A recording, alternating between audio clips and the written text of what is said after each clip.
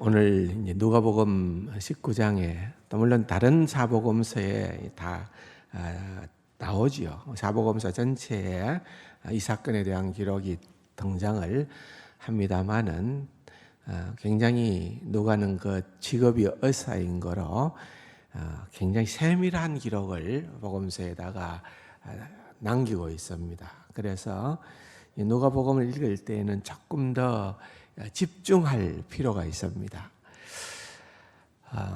예를 들면은 이제 사실은 복음서의 핵심 마지막 절정은 예수님의 십자가 사건이잖아요.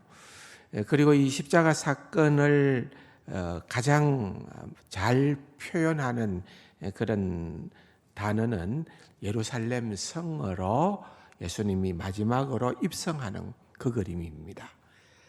그래서 예루살렘의 입성이라는 말은 곧 다른 말로 하면은 예수님이 우리를 위해서 십자가를 죽으신다. 그것을 말하는 겁니다. 결코 십자가의 길은 낭만적인 길이 아닙니다. 유쾌한 길도 아니고 쉬운 길도 아닙니다. 얼마나 힘들어서면은 겟세마네 동산에서 밤을 새워 우리 주님께서 그렇게 처절하게 기도를 하시고 그리고 난 다음에 내 뜻대로가 아닌 아버지의 원대로 그 모든 일들이 되어지기를 원합니다. 그렇게 믿음의 결단을 하고 확신을 가진 후에 분연히 일어서서 그렇게 가십니까? 이 길은 결국은 우리를 위한 구원의 길이고 주님께서 이 땅에 오신 그 목적의 길이고 피할 수 없는 길입니다. 그래서 누가복음 9장 51절에 보면은 어떻게 표현을 하고 있습니까? 예수께서 성천하실 기약이 차감해 예루살렘을 향하여 올라가기로. 왜냐하면 이제 마지막 공생의 마지막임을 아셨기 때문에 예루살렘을 향하여 올라가기로 굳게 결심하시고. 여러분, 이것은 저절로 이루어지는 것이 아니고 그냥 정말 내가 지금 어떤 위대한 수상을 하기 위해서 달려가는 그 길이 아니라 이 예루살렘으로 가는 그 길은 죽음의 길이라는 거죠. 그래서 그 죽음의 길을 가도록 주님께서 굳게 결심하셨다. 주님의 그 어떤 강한 의지가 있는 것을 이렇게 표현을 하고 있는 것입니다. 그러면서 이제 오늘 우리가 읽은 본문의 시작절인 28절에 보면은 예수께서 이 말씀을 하시고 예루살렘을 향하여 어떻게 갔다고요? 그냥 가시니라 이렇게 표현해도 아무런 문제가 없어요. 그럼에도 불구하고 앞서서 가시니라. 앞서서 가시니라. 여러분, 우리가 길을 걷다 보면은 또는 달려가다 보면은 앞서거니 뒤서거니 이렇게 할 수도 있잖아요. 누가 앞설 수도 있고 제자가 앞설 수도 있고 예수님이 앞설 수도 있고 무리가 앞설 수도 있잖아요. 그런데 이 말은 그런 말이 아니에요. 이 지금 주님께서 가시는 이 마지막 걸음에 주님께서 머뭇거림이 없다는 거예요. 그 길을 이제는 굳게 결심하시고 앞서서 가시더라. 여러분 19장 1절을 보면은 예수께서 여리고로 들어가 지나가시더라 그랬죠. 이 여리고 예루살렘 제가 한 30년 전에 30년도 더 된 것 같아요. 군목 시절 중반에 성지순례를 간 게 유일한 성지순례인데 그때 갔을 때 그새 전쟁의 그런 어떤 위험성 때문에 이 여리고에 머물지는 못했습니다. 그 참 아주 의미가 있는 장소인데 그냥 차를 타고 지나가면서 저곳이, 저기 숲이 있는 저곳이 여리고 도시라는 말만 듣고서는 그냥 예루살렘으로 차를 타고 쑥 지나갈 수밖에 없었어요. 그러면서 이제 그때 좀 설명을 듣기는 들었습니다만은 실감은 나지를 않는 거죠. 그런데 이 여리고라고 하는 곳이 어떤 곳이냐? 지리학적으로 보면은 여리고는 해저 290m라고 그럽니다. 굉장히 낮은 곳이지요. 그래서 여리고에서 예루살렘까지는 대략 그 당시에는 하루길 정도로 보는 거예요. 물론 뭐 빠른 걸음으로는 한 8시간, 10시간에도 갈 수도 있는 거리지만은 하루길 정도로 보고요. 지금은 뭐 차로 도로가 발달돼서 차가 달릴 때는 뭐 1시간 채 안 걸리는. 그런데 예루살렘은 790, 850 고지라고 그렇게 얘기합니다. 해발로 따질 때 상당히 높은 곳이죠. 그러니까 예루살렘에서는 여리고로 내려간다는 표현을 쓰고 여리고에서는 예루살렘을 향하여 올라가는 거예요. 근데 그런 산세가 길이 험한 것이에요. 예수님께서 선한 사마리아인의 비유의 말씀을 하실 때에 강도 만난 자의 이웃 이 얘기를 하는 그것이 그 당시에는 굉장히 설득력이 있는 거예요. 누구나 맞아 흔하게 일어났던 그 험한 산세와 길들 가운데에서 그런 일들이 일어났던 그곳이었지요. 그 여리고에서 일어났던 일들을 보면은 우리가 아는 것처럼 삭개오를 만나서 구원하는 장면이 나옵니다.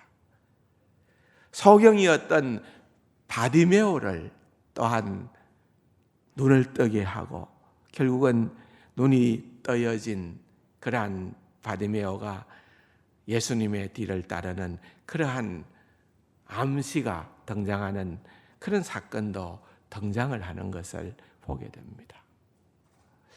참 우리 예수님이 감사하고 좋은 것 가운데 하나는 지금 마지막 순간에 정말 이 구속의 대사를 위하여 그것도 정말 어렵고 힘든 십자가의 길을 간다고 상상을 해보시오. 여러분들이 어떤 굉장히 중요한 일을 하러 간다고 하면은 거기에 몰입되어서 사소하거나 작은 일들은 신경 쓰는 법이 없습니다. 못 씁니다. 놀라운 사실은 예수님은 그와 같은 일들을 하시면서도 한 영혼을 향한 사랑, 삭개오, 바디메오와 같은 이를 향한 그 사랑이 참 너무나도 놀라웠다라고 하는 사실을 우리가 한번 생각해 볼 수가 있는 것입니다. 그러면서 지금 이제 감람산에 29절이죠. 감난원이라 불리는 산 쪽에 있는 벳파게와 베다니에 가까이 도착을 한 거예요. 자, 여기는 이제 정말 예루살렘의 코앞이라고 볼 수 있는 그런 장소입니다. 히브리 말에 벳이라는 말은 벳이라고 하는 이런 말은 다 집이라는 말입니다. 집. 벳엘 하면은 엘이 하나님이거든요. 하나님의 집. 베들레헴 하면은 이것은 떡집이라는 말이에요. 그래서 벳바게라고 하는 말은 바게의 집이라는 바게의 집. 그렇죠? 바게가 뭐냐? 바게는 아직도 덜 익은 무화과 열매를 칭하는 말입니다. 그래서 여러분 그 뒤에 계속 이어지는 사건이 뭔가 나오는가 하면은 이 열매를 맺지 못하는 무화과 나무를 저주하는 사건이 나오는데 참 묘하게도 이렇게 벳바게라고 하는 그 이름이 그 지명이 그런 뜻을 가지고 있는 거예요. 베다니 그것도 이 베트라는 말이에요. 베다니 다니의 집. 다니라는 말은 이것은 슬픔이라는 말입니다. 슬픔의 집, 슬픔의 동네 그 말입니다. 근데 여러분 우리가 이 베다니를 생각할 때에는 거기에 떠올려지는 인물이 마리아와 마르다. 예수님께서 사역하시다가 예루살렘에서 사역하시다가 피곤하면은 잠깐씩 들러서 위로를 받기도 하고, 또 사실은 어렵고 힘든 생활을 하는 이들에게 큰 위로와 소망을 주기도 했던 그런 어떤 곳이 바로 베다니에 있는 마르다와 마리아의 그 집이었습니다. 그래서 바로 이 베다니라는 말은, 이것은 또 나중에는 그 의미가 바뀌는데 슬픔의 집이라는 그런 의미에서 노래의 집이라고 바뀌어지던 거예요. 노래의 집, 노래의 동네. 그래서 참 처음에는 참 울적하고 우울한 그런 이름만 가지고서는 그런 동네이지만은 이 동네에는 나중에는 노래하는 그러한 집이 되어졌다라고 그렇게 볼 수 있는 것입니다. 아무튼 지금 예수님께서 바로 이 지역에 도착을 합니다. 그리고 오늘 본문의 29절 하반부에 보니까 거기에 가까이 갔었을 때에 제자 중 둘을 보내었다 그랬습니다. 그러면서 30절에 보니까 이르시되 너희는 맞은편 고을로 가라.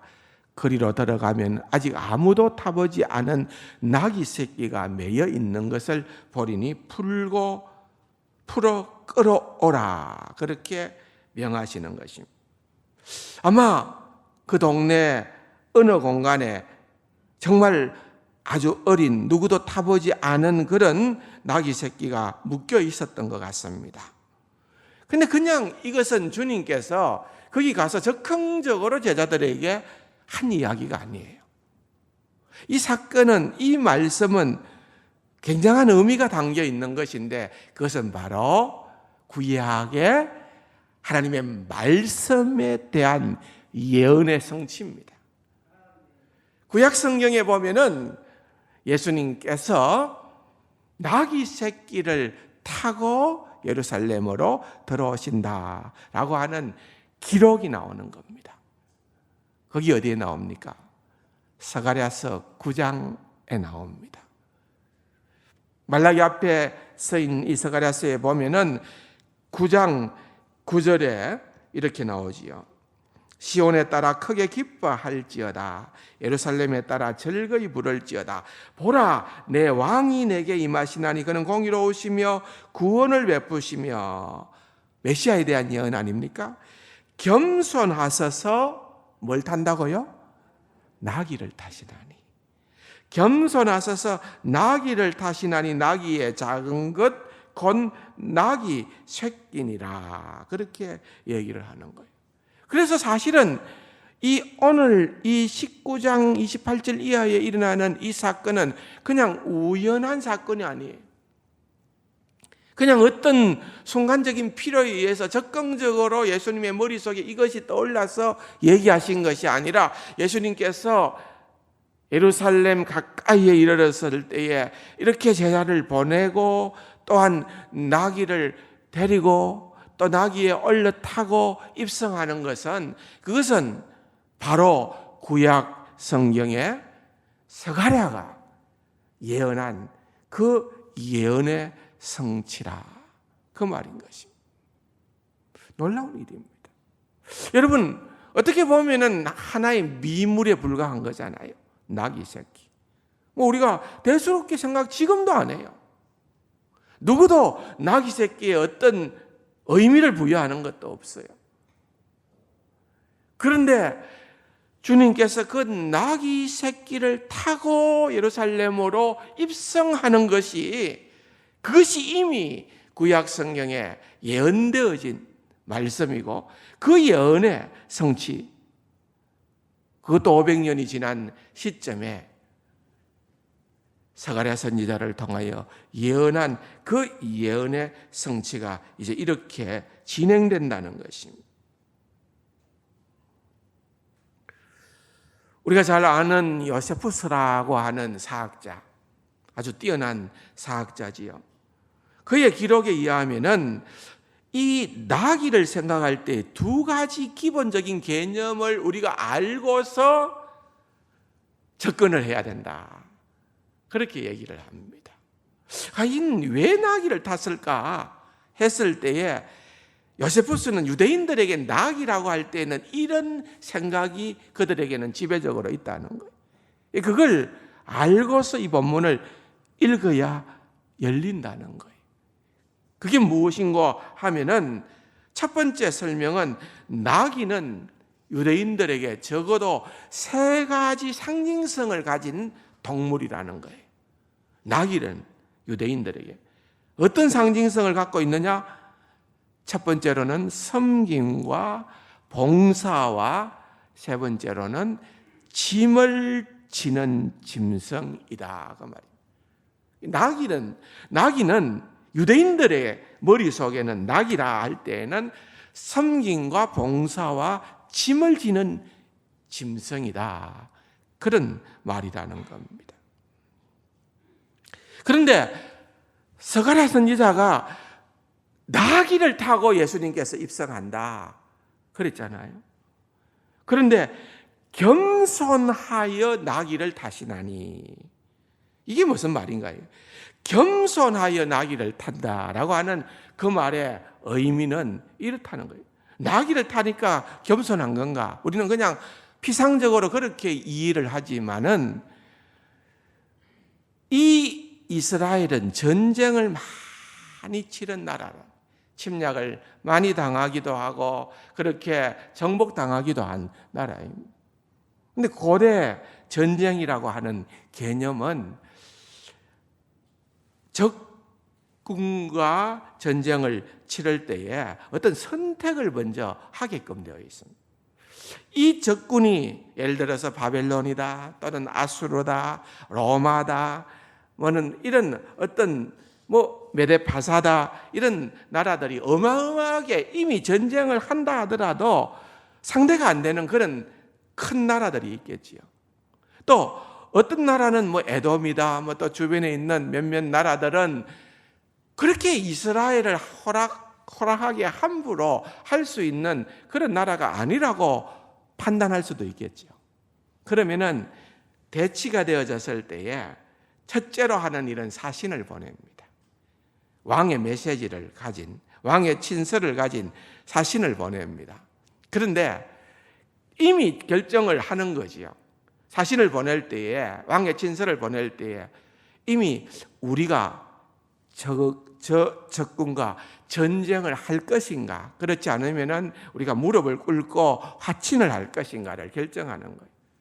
그래서 전쟁하겠다, 너 까불래, 우리도 가만히 안 있는다, 그런 어떤 강력한 메시지를 가지고 전쟁을 하겠다고 할 때에는 아주 튼튼하고 건강하고 힘이 좋은 그런 말을 탄다는 거예요. 말을 타고, 사신이 말을 타고 가면은 이미 생각은 어쨌든 간에 이것은 전쟁을 하자라고 하는 그런 의도를 가지고 보낸다는 거예요. 반면에 이거 전쟁했다가는 큰일 나겠구나, 우리가 몰살하겠구나, 이럴 때에는 방법이 없다, 우리가 납작 엎드리자, 그리고 화치를 구하자, 그럴 때에는 뭘 타고 가느냐? 나귀를 탄다. 나귀를 탄다라고 하는 것은 힘과 건세가 아니에요. 이미 나귀를 타는 그 순간에 나는 이미 나의 모든 것을 내려놓는 거예요. 겸손하게 된다. 겸손할 수밖에 없는 그러한 자리에 이르게 된다, 그 말입니다. 그래서 스가랴서 14장 4절과 5절에 보면은 그날에 그의 발이 예루살렘 앞 곧 동쪽 감난산에 서실 것이요. 자, 예언대로 예수님께서 지금 감난산에 도착을 하잖아요. 그리고 감난산은 그 한가운데가 동서로 갈라져 매우 큰 골짜기가 되어서 산 절반은 북으로 절반은 남으로 옮기고 그 산 골짜기는 아셀까지 이를지라 그랬는데, 여러분, 이게 바로 스가랴 선지자가 예언했던 감난산이 한가운데로 동서로 갈라지고 골짜기가 이루어져 있다고 하는데, 그 동서로 갈라져 있는 끝나는 지역이 바로 베다니요, 벳바게라는 것입니다. 그래서 예수님께서는 그 끝나는 지점에서 스가랴 선지자의 예언대로 지금 그 지역에 나귀를 부르려고 제자들 둘을 보내고 있는 것입니다. 너무나도 정확한 거죠. 사랑하는 성도 여러분, 주님의 모습을 보면은 그 모든 것들이 참 진짜 놀라울 정도로, 특별히 주님의 구속의 사역과 더불어 생각할 때에는 주님은 철두철미 아버지 하나님의 뜻에, 하나님의 말씀에 순종하였다는 것입니다.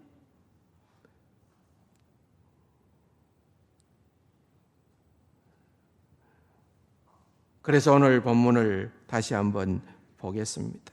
누가복음 19장에 보니까 35절부터 그것을 예수께로 끌고 와서 자기들의 겉옷을 나귀 새끼 위에 걸쳐놓고 예수를 태우니 가실 때 그들이 자기의 겉옷을 길에 펴더라. 이미 감난산 내리막길에 가까이 오심에 제자의 온 무리가 자기들이 본 바 모든 능한 일로 인하여 기뻐하고 큰 소리로 하나님을 찬양하여 이르되 찬송하리로다 주의 이름으로 오시는 왕이여 그랬습니다. 자, 여기에서 오늘 조금 우리가 신중하게 이해해야 될 그러한 내용들을 보게 되는 것입니다. 보세요. 여기에 수많은 사람들이, 제자들뿐 아니라 다른 복음서의 기록을 보면은 예수님에게 나귀를 타기 위해서 옷을 올리고 또는 길에다가 옷을 펼치기도 하고 겉옷을 펼치기도 하고 그들이 벤 나뭇가지를 길에다가 까는 이런 수많은 행동들은 어떤 행동인가 하면은 이것은 왕의 대관식을 연상하게 되는, 다시 말하면 전형적인 왕의 입성을 말하는 것입니다. 백성들은 지금 그들의 기대와 그들의 가슴과 그들의 머릿속에는 누가 메시아로 오셔서 성경 말씀에 기록되어진 그 메시아가 오시면은 그는 능한 자요, 전쟁에 능한 자요, 그는 강력한 자요, 그는 힘을 가진 자요, 그는 순식간에 우리를 이렇게 억압하고 있는 로마의 그 모든 악자로부터 우리를 다 해방시켜 줄 자요. 그런 메시아에 대한 상을 가지고 있는 거예요. 여러분, 오해하면 절대로 안 됩니다. 호산나, 호산나라는 말은 누가복음서에는 안 나옵니다만은 마가복음서에나 다른 복음서에 나오잖아요. 호산나 하며 예수 그리스도의 예루살렘의 입성에 대하여서 환영을 하잖아요. 근데 호산나라는 말은 우리를 구원하소서, 우리를 지금 구원하소서가 말이잖아요. 근데 이 구원이라는 것은 우리는 지금 죄로부터의 구원을 생각합니다. 우리는 구원하소서 하면. 근데 지금 이들이 호산나를 외치는 것은 그걸까요? 전혀 아닙니다. 이들이 지금 호산나라고 부르고 우리를 구원하소서라고 부르는 것은 우리를 이 로마의 이 압제로부터 우리를 구원하여 주소서, 그 말입니다. 힘 있는 주님이시여, 주님은 지금까지 사역을 하는 동안에 죽은 자도 살리셨고 병든 자도 일으키셨고 또한 수많은 사람들을 먹이기도 하셨고 주님은 참으로 능력자이시기 때문에 이제 주님이 예루살렘에 오시면은 십자가를 지는 게 아니고 로마를 무너뜨리고 억압 가운데 있는 우리를 구원하여 주시고 경제적으로 참으로 비참한 생활을 하는, 사회적으로 참으로 어려움에 직면해 있는 이 모든 어려움들을 주님께서 다 그러한 환경으로부터 우리를 구원하여 주소서, 구원하여 주소서, 이 말이. 예수님을 오해한 거지요. 예수님은 그런 메시아로 이 땅에 오신 것이 아니고 그런 메시아로 지금 예루살렘에 입성하려는 것이 아니에요. 겸손하여 나귀를 타시고 오시는 것은, 주님은 정말 십자가를 지기 위한 다른 개념이에요. 마가복음 동일한 내용의 기록이 11장에 나오는데 11장 9절에 보면은 앞에서 가고 뒤에서 따르는 자들이 소리 지르되 호산나 호산나 찬송하리로다. 그러면서 10절에 찬송하리로다 오는 우리 조상 다윗의 나라여. 그랬습니다. 여러분, 그 당시에 금기어입니다. 전부 다 금기어입니다. 다윗의 나라, 그 옛날에 찬란했던 그 이스라엘의 최고의 전성기에 다윗의 나라를 덜먹거리는 것은 로마 시대에는 절대로 행해서는 안 되는 행동이요, 언어였습니다. 호산나, 우리를 이 로마의 철권 통치로부터 구원하여 주소서라고 하는 이것도 지배계급인 로마의 입장에서 볼 때에는 지금 이스라엘 백성들이 절대로 해서는 안 되는, 그야말로 이런 말들이 일어나면 단숨에 이 모든 것들을 꺾어야만 하는 그런 금기어요, 그러한 행동이었다는 것입니다. 그런데 이스라엘 백성들은 어떤 메시아를 찾고 있습니까? 힘 있는, 로마로부터 우리를 일으켜 세워주고 우리를 해방시켜주고 우리로 하여금 로마보다도 더 강력한 나라가, 민족이 되게끔 해달라는 그런 구원의 소망을 가지고 주님을 찾은 거예요. 호산나 호산나 우리를 구원하소서. 그런 그들의 기대가 나중에 다 무너지게 되어지니까 그렇게 돌변하는 겁니다. 내가 잘못된 그러한 구원자의 상을 가지고 있을 때에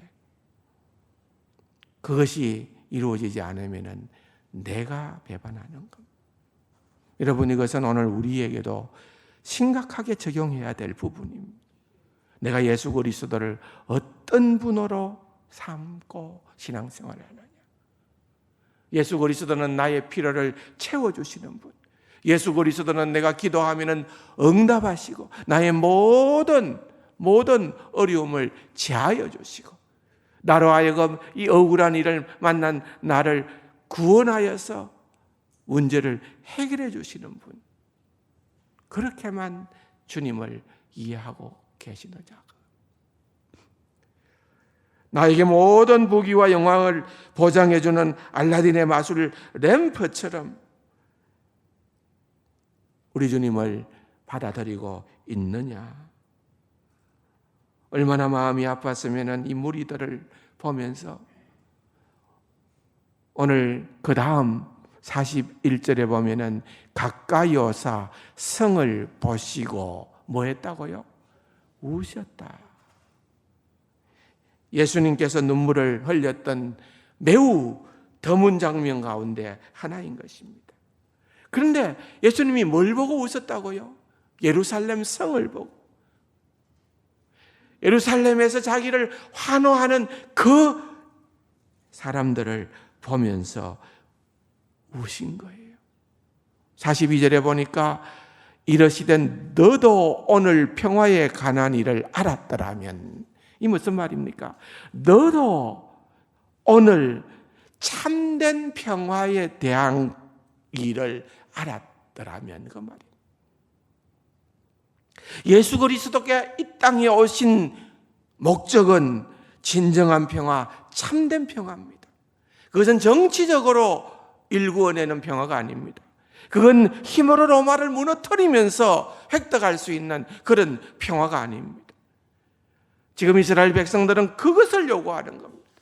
그것을 갈구하는 것입니다. 그렇게 되어 줄 줄로 알고 예수님을 향하여 환호를 하고 있는 것입니다. 그러나 예수님은 울 수밖에 없었습니다. 이렇게 잘못되어진, 이렇게 정말 왜곡되어진, 이렇게 꼬이고 비켜갔던 주님이 결코 그런 평화를 위하여 오신 것이 아니고 겸손히 나귀를 타고 오심은 우리를 위하여 제물이 되어 주시기 위해서, 십자가를 지기 위해서, 골고다 언덕을 향하여 가기 위해서 주님께서 이 땅에 오셨다, 그것입니다. 주님의 일생은 자신의 죽음을 전제로 한 이런 감추어진 비밀들이 얼마나 많은지 모르는 것입니다. 이 사실은 우리가 너무나도 이 사건을 아는 것보다는 그 의미를 피상적으로 알 수 있는 그런 부분이 많아요. 이제 결론적으로 두 가지 사실을 말씀을 드리면서 말씀을 맺겠습니다. 첫 번째 보면은 다시 31절로 돌아가서 보십시다. 만일 누가 너희에게 어찌하여 푸느냐 묻거든 말하기를, 다 같이요, 주가 서시겠다 하라 하시니라. 여러분, 제자들에게 지금 보내면서 주신 말씀은 주가 서시겠다 하라. 여러분, 예수님께서 공생애를 하시면서 자기 스스로 처음으로 자신의 신분을 밝히시는 표현입니다. 대단히 중요한 내용입니다. 처음으로 자신을 주라고 밝힙니다. 무슨 말입니까?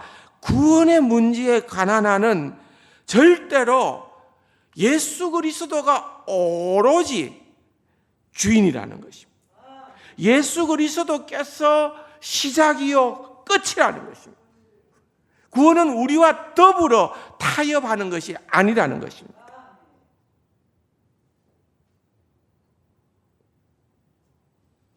모든 것이 다 그분의 주권 아래에 있다는 것입니다. 여러분, 사실 우리가 신앙생활을 하는 것에 정말 결론 중에 결론은 한번 따라합시다. 하나님의 주권 사상이다. 하나님의 주권 사상이. 이게 다라고 보면 됩니다. 하나님의 주권 사상만 분명히 내게 자리를 잡게 되어지면은 거기에서부터 제대로 된 믿음 생활이 펼쳐지는 것입니다. 주권을 인정하지 못하면 믿음이 발생할 수가 없어요. 하나님의 주권을 인정하면은요, 우리가 어떠한 고난을 당해도, 어떠한 슬픔을 당해도 하나님의 주권을 믿으면은, 하나님의 주인 되심을 믿으면은 우리는 해석이 달라질 수가 있고 제대로 된 순종이 일어날 수가 있습니다. 예수님도 겟세마네 동산에서 아버지에 대한 주권의식이 없었다면은 끝까지 그 죽음의 잔을 비껴가야 되겠다고 그렇게 기도했을 것입니다. 그러나 어떻게 기도가 매듭지게 됩니까? 내 원대로 마시고 아버지의 뜻이 이루어지기를 원합니다. 헤르만 바빙크라고 하는 정말 위대한 신학자가 있거든요. 그런데 그분의 신학의 핵심은 하나님의 주권 사상입니다. 하나님의 주권 사상. 여러분, 이 하나님의 주권 사상이 있을 때 진정한 성도의 삶이 펼쳐집니다. 진정한 용서의 삶이 일어나게 됩니다. 원수 갚는 것을 하나님께 맡기게 된다 그 말입니다. 안 그러면 자꾸 억울한 일 당하면 나 억울해, 나 억울해. 저 아무개, 저 아무개. 반드시 내가 손보고 말리라, 죽여야 되리라. 그러면은 이건 내 주권이, 내 주권. 근데 하나님의 주권 사상을 믿으면은 달라집니다. 사도 바울이 어떻게 합니까? 그가 억울한 일을 당하고 교수형을 처하게 되어지고 그런 어떤 감옥에 갇히고 그런 어떤 험악한 일들을 당할 때에 그가 어떻게 합니까? 그날에 내게 주실 것이니 내게만 아니라 주의 나타나심을 사모하는 모든 자에게도니라. 그러면서 그 면류관을 주시는 분은 어떤 분이라고 앞서서 묘사를 하는가 하면은 의로우신 재판장이. 아멘이세요? 하나님의 주권 사상은 하나님은 의롭다는 것을 확실히 믿는 거예요. 의로우신 자. 내가 억울타 정말 이런 억울한 일을 당해서 못 견디겠다 이게 아니고 어떤 상황 가운데에서 하나님께서 뜻하신 바가 있다고 받아들이는 거예요. 이 세상을 살아가면서 이해하지 못할 수많은 일들에 우리가 어찌다 해답을 얻을 수가 있겠습니까? 그런 일들이 없으면 천국이죠. 이 땅에 살아가는 동안에는 우리는 다 그런 일들을 늘 안고 살아가게끔 되어 있어요. 근데 그럴 때마다 말도 안 된다, 억울하다, 이런 건 안 된다 하고 그렇게 하면은 안 되고요. 하나님의 주권 사상을 인정하자는 거예요. 요셉이 얼마나 억울했습니까? 형들을 볼 때마다 얼마나 인간적으로는 용서할 수 없어서 치가 떨렸겠습니까?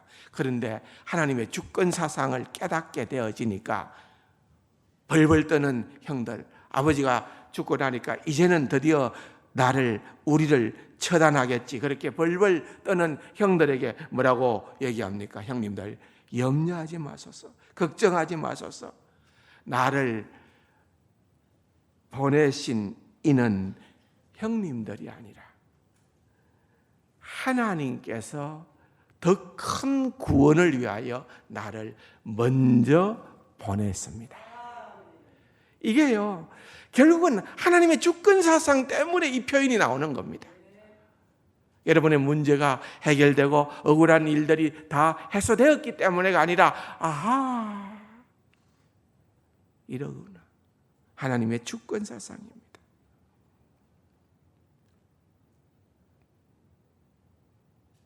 아멘이십니까? 하나님의 주권 사상. 오늘의 말씀의 정말 핵심 중의 핵심입니다. 하나님의 주권 사상. 부차적인 것 하나만 더 얘기를 하자면은 하나님의 주권 사상 가운데에서도 들어가 보면은 하나님은 큰 것만 하시는 분이 아니라 세밀하고 또한 작은 것들도 계획하시고 주장하시고 간섭해 주시는 거예요. 심지어는 뭐예요? 나귀 새끼조차도 하나님의 주권 속에 들어있는 것이에요. 우리가 어떤 소망을 가져야 할까요? 하나님, 나는 예수님의 낙이라도 좋습니다. 여러분, 그러한 은혜가 있기를 바랍니다. 아무도 쓸모없는 사람은 없습니다.